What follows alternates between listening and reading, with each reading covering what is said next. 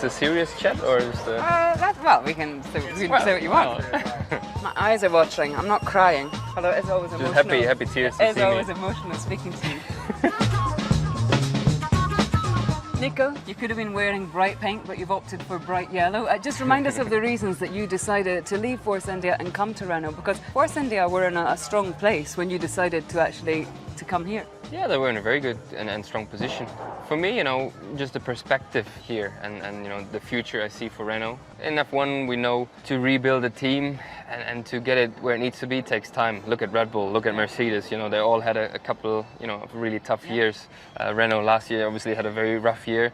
This year, you know, it's getting better, but yeah, it's really down to us now. I think we have, you know, everything it takes to make it a good and a successful story. Yeah, I'm all in and I'm very excited about it. Do you think you're going to be in a position for big points and podiums by the end of this year? I doubt it, to be honest. I think we're too far away for that, especially if you see how dominant and far ahead Ferrari and Mercedes are. You know, at the moment I think they're unreachable for this year.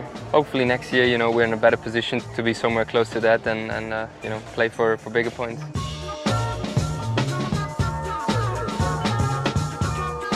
You've had, what, 7 seasons driving in Formula One, and you've had 4 different teams. That's quite a lot, isn't it? No, maybe, but you know, it was not always by choice that I had to change teams. You know, every career is different, and you know, it is what it is, I'm afraid now. Ocon gets ahead, but Hulkenberg follows him through. I think I'm right in saying that you have won every championship that you've competed in on your way up to Formula One. And Formula One's been a sort of a roller coaster in so many ways for you, hasn't it? I mean, you got that wonderful pole position back in, what was it, 2010? Yes. And then it sort of plateaued out a little bit. How desperate are you just to get in a car that you can showcase your talents in? Well, I don't know if desperate is the right word, but I'm very keen, certainly. Yeah, I'm waiting for it, and it's a little bit how F1 is. I think many drivers, you know, have gone through this, you know, phenomenon, what I have as well. Like you say, after 2010, losing that Williams race seat was really a setback. Being a year on the sidelines and, you know, working your way up. Maybe one unfortunate, you know, team change, 12 when I left Force India to Sauber. Maybe not my best decision ever, but you know, it's tough. You take a decision 6 months previously before you know what's going to happen based on the facts that you know in this very moment. Life is dynamic, F1 is even more dynamic, so things change. But you know, after all, I'm still here, still enjoying myself and having a good time. And from that point of view, how important was your winning of Le Mans to be able to say, look guys, I'm a good driver? It's good to have that in the pocket, you know, and it's a massive race and a massive achievement. But I don't think it changed too much, you know, for me, the way how people see me in F1 or how they rate me. Do you fancy popping over and winning the Indy 500? No, not at all.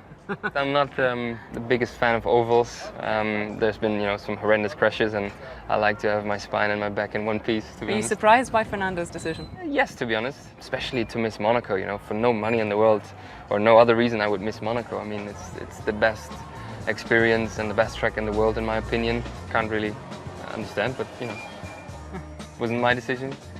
We're sitting here having a lovely chat. We're in Sochi, that's because there's a race on, so we better talk about this weekend. It's been a bit of a tricky circuit for you over the last few years. Has it? I haven't noticed. Yeah, we're here this weekend to change that, hopefully, you know, and it's been tough. The last 2 years somebody ran into me or crashed me in turn 1, so that's always very frustrating.